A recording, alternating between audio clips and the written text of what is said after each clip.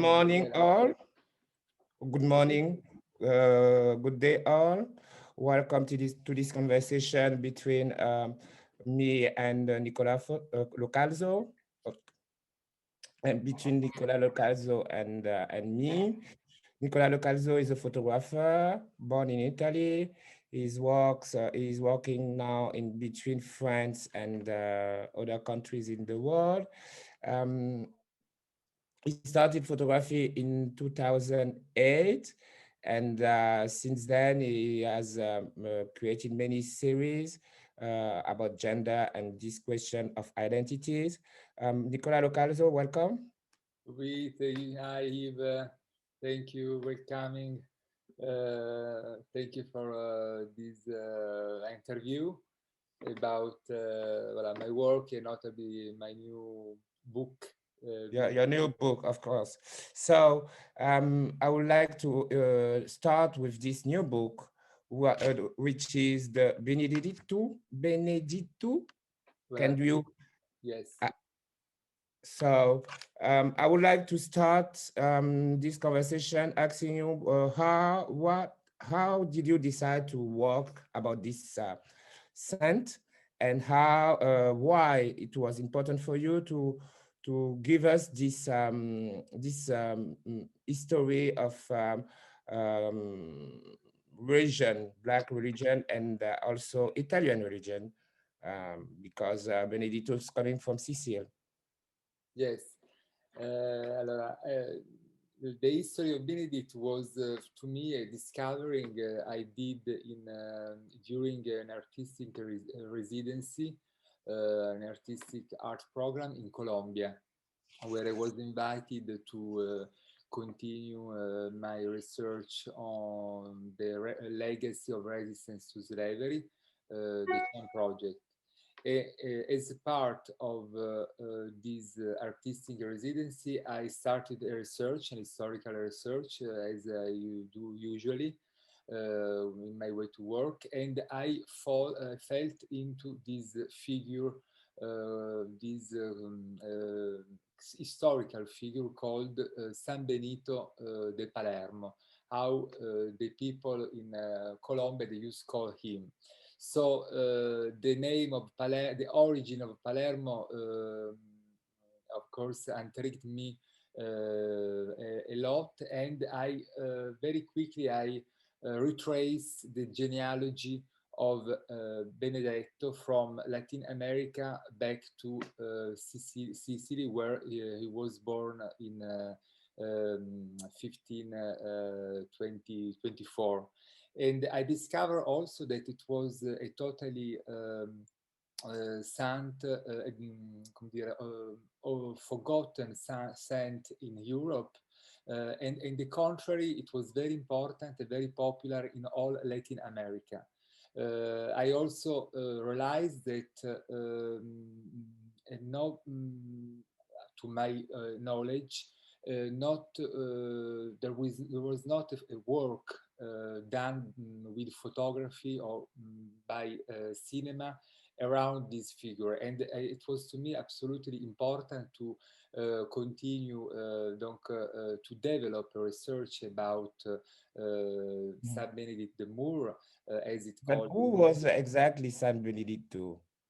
Benedetto is historically is a man who lived in the Sicily of 16th century, a Spanish Sicily, because at the time Sicily was a colony, a Spanish colony, and he was Afropean.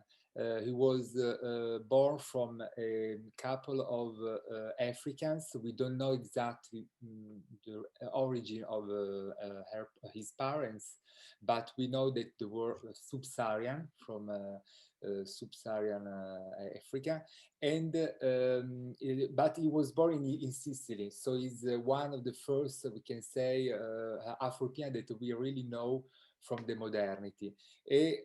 This sub-Saharan genealogy of Benedict was very important for his worship in Latin America. while in Sicily, at the one point of the history of Benedict, or the worship of Benedict, this sub-Saharan genealogy was lost in a kind of way. And what I try to question with address in with this project Binidittu is the relation between the presence of this saint in the Latin imaginary, and the absence of this saint in the European, the Western imaginary. So why Benedittu at one point of the history disappeared from Western imaginary? What's happened? This is the question that I try to address with this book. So there are, in the same time, I try to make a connection with the worship of Benedict and also the experience of African diaspora today in Sicily. So yeah, about that and about this question of the black living in Sicily today. You told me that San Benedetto is still celebrated, and there is a kind of a kind of denial of what about the essence of this saint, because in one hand is celebrated by white people, by Sicilian, and in the other hand there is a kind of reappropriation by African migrants. How can you explain this situation when you make your works? yeah, because the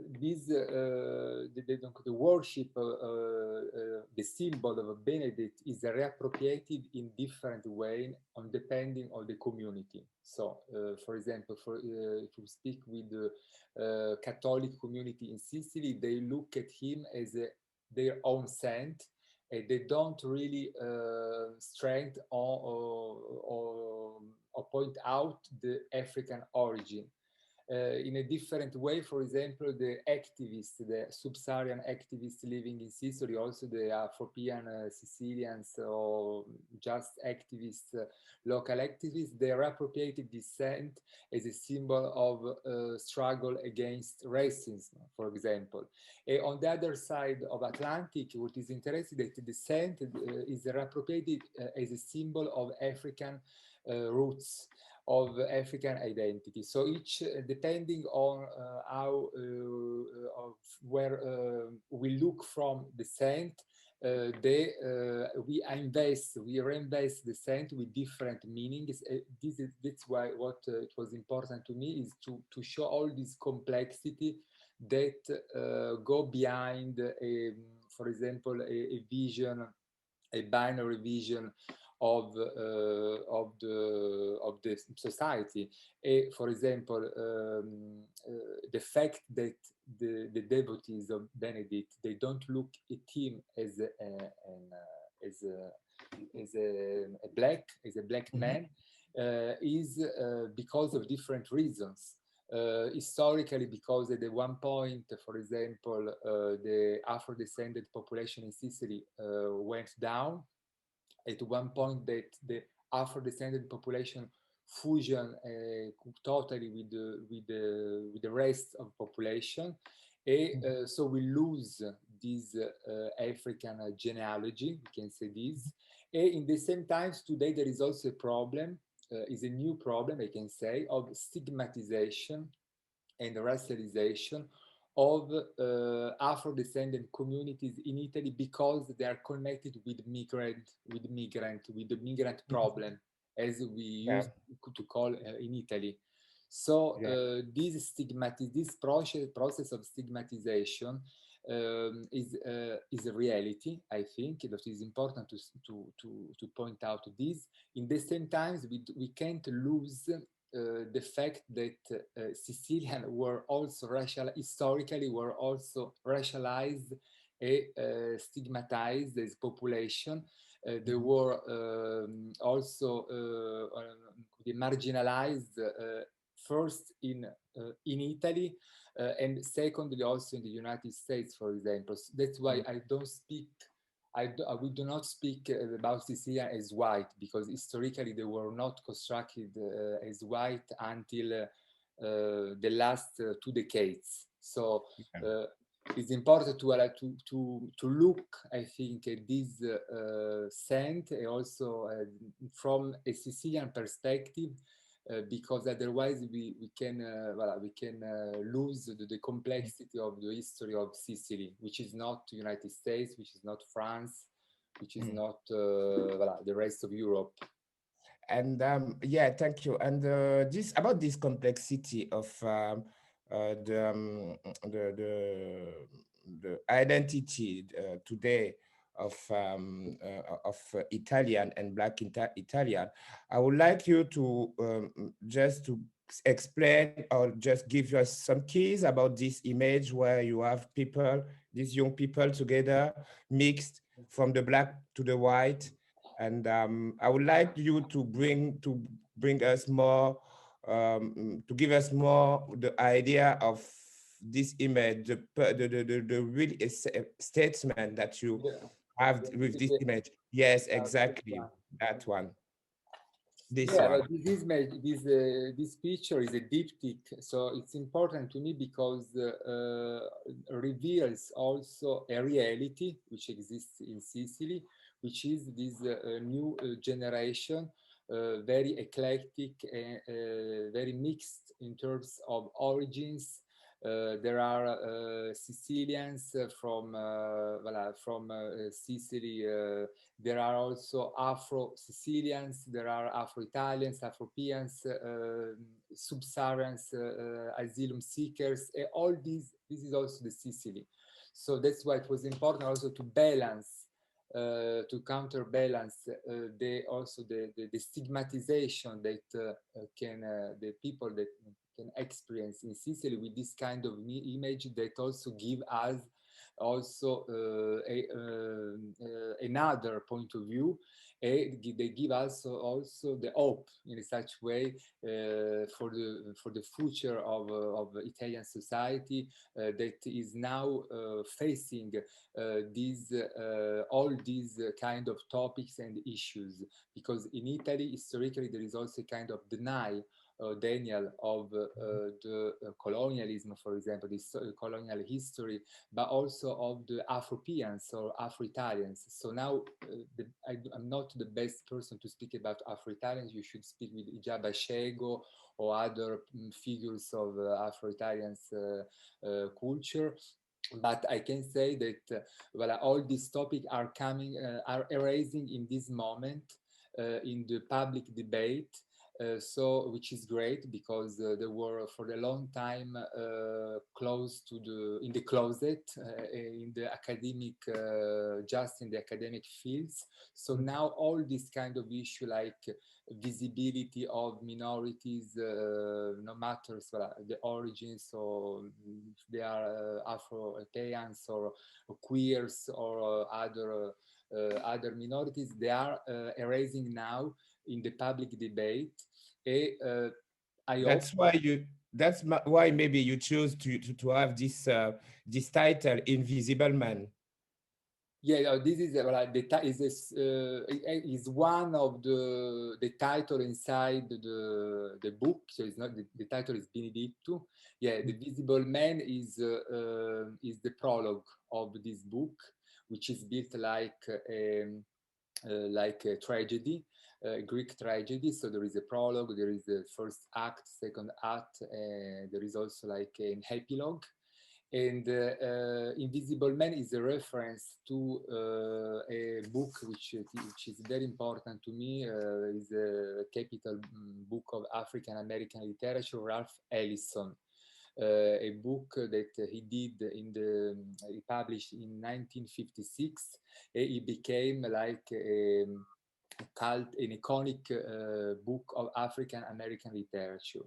So I decided to use this book because I think that the words of Ralph Ellison goes behind the historical context in which they were produced, because Ralph Ellison lived segregationist America of 50s, which is not at all, we can't compare with Italy or with Sicily. The reality is totally different. But I think that when he speaks about visibility, invisibility, what it means to be invisible, for example, as a black man in a world made for whites, and it also, to me, it means also to speak about invisibility for other minorities or other communities.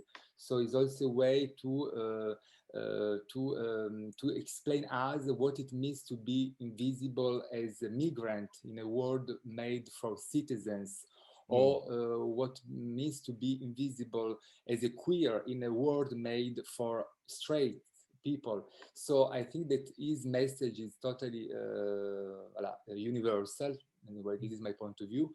And also is also a message of dignity. It's a message of dignity because it's a message of struggle, but at the same time there is a lot of dignity. I think that it was perfect to me to articulate the narration, the story of my book. Between these two worlds, the devotees' worlds on one hand, and the African diaspora worlds that try to see each other. I pose the question. I pose the question. They can see in the same time they can't see. You know, I leave open. Visible and invisible in the same Voilà, time. it's not. I don't want to give answer. I hope that the reader can create his. But in your work, there is this engagement of about being there, being in the world, being about human being. I mean, you give a kind of new life to this son in one hand, but also to this migrant. Why did it was important for you to assume those the two parts of this work? It wasn't maybe my Because question is yeah, why did you mix migration with the religion? And I remember that in the book there is this cartography, these maps. Maybe it's also going in the same direction. All this. yeah, I mean, for me, the leitmotiv, the fil conducteur of this project is the humanity of Benedict behind his holiness. So what is interesting to me is the man Benedict that lived in this Sicily. And at one point, the people from Sicily that decide to they chose him as their saint even before he was canonized by church. So this is my looking is my interest is in the humanity of Benedict before then his holiness. Okay, and I decided to articulate the project around the African diaspora because just because of my own experience, because I spent a time in the convent of Benedict, donc Santa Maria di Gesù, living in the cell, used to live in the cell, not far from the cell of Benedict. And in the evening, I also come back to Balaro, which is the district, the ethnic district where there is the most important community from West Africa. And so my life I shared my life for a moment between these two worlds, and effectively I saw resonances between the experience of these girls and boys and the experience of Benedict, okay? In their telling, in their witnesses, in our conversation, I found an important connection in terms of invisibility, visibility. What does it mean to be invisible in a world, no? That is where there is a dominant culture, a very dominant culture, notably in Sicily, but we can say the same for Italy. So how we can exist in a different way in a world that is very normative. In the same time, the history of Benedict is also a story of invisibility, because the man was invisibilized in the name of His Holiness, which is a normal process for each saint, no? Because the saints normally are in the name of holiness. The humanity of the saint is cancelled.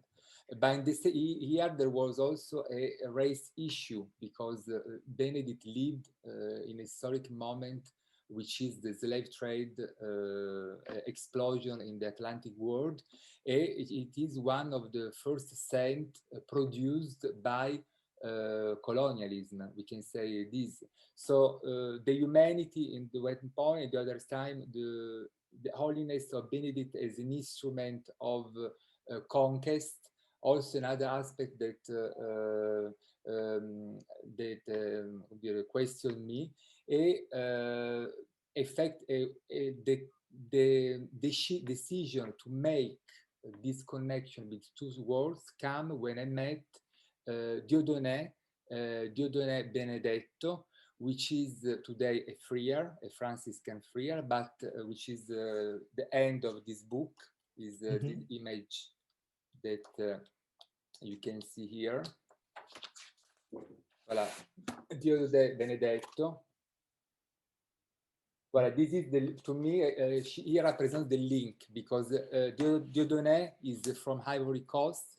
He arrived in Lampedusa as a migrant, so by both, and he was received, hosted by a centre d'accueil, a center of head for migrants. And after he discovered the figure of Benedict, he, I don't know how we can say in English, il a eu la vocation, he get the vocation, and he decided to integrate, to get into the order of Franciscan. He decided also to be baptized, to be to his new baptized, I don't know where, baptized as Benedetto. So when I met him, it was like a revelation, because it was exactly what I was looking for. I mean, a person that comes from this experience of the migration, that at one point of his life meet this man, Benedetto, which also decided in such way to integrate the Franciscan order, to become visible, to become a man, you know. So in the same time, Dieudonné Benedetto, as he told me in the interview that we had, is if today I take out my habit of Franciscan, maybe I became again invisible as all my brothers. So this habit of Franciscan today protect me. It's the same thing it was 5 centuries ago for people like Benedetto, that decided to get into a Franciscan order. It was a way to be recognized as human, okay, to escape slavery. So I find a real connection between the society we live today and the history of Benedict. I decided to create this this connection, this physical connection into the book. Thank you. I would like to ask you a last question. How this encounter with this saint it impacted your own spirituality?